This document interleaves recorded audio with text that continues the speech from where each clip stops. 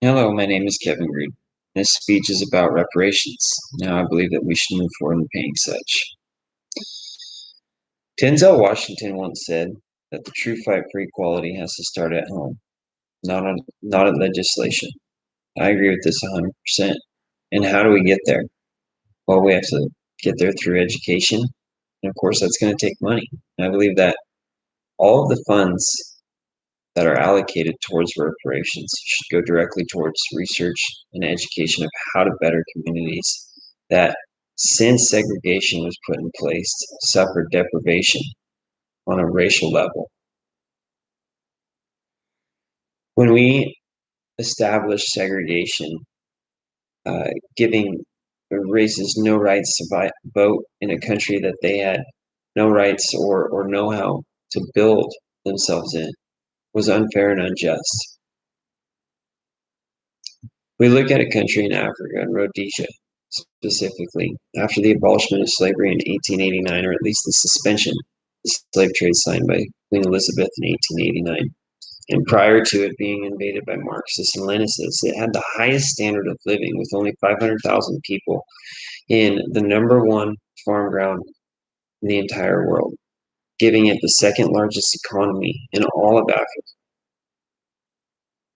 Black doctors and white doctors could make the same amount of money regardless of race.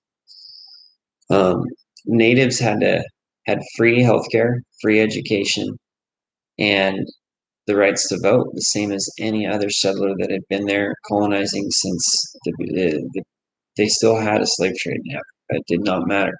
They had equal rights, and if anything, the only guaranteed rights in Rhodesia to voting were to the tribal leaders.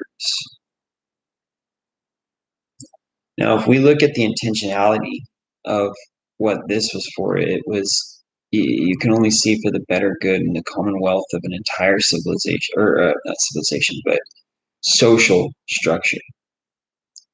Moving forward, we have to ask ourselves, what do we want to do? Are we want to just say sorry and throw some money at it, give everybody some money, maybe throw some money into some infrastructures around the community, or truly better ourselves and teach communities how to come out of where they're at and step forward and be part of the thriving social and the thriving economical structure that we can build here together. So I believe that any and all money or funds allocated towards reparations should go directly towards education and research about how to educate on being successful in this country, as well as the infrastructure of these racially affected communities.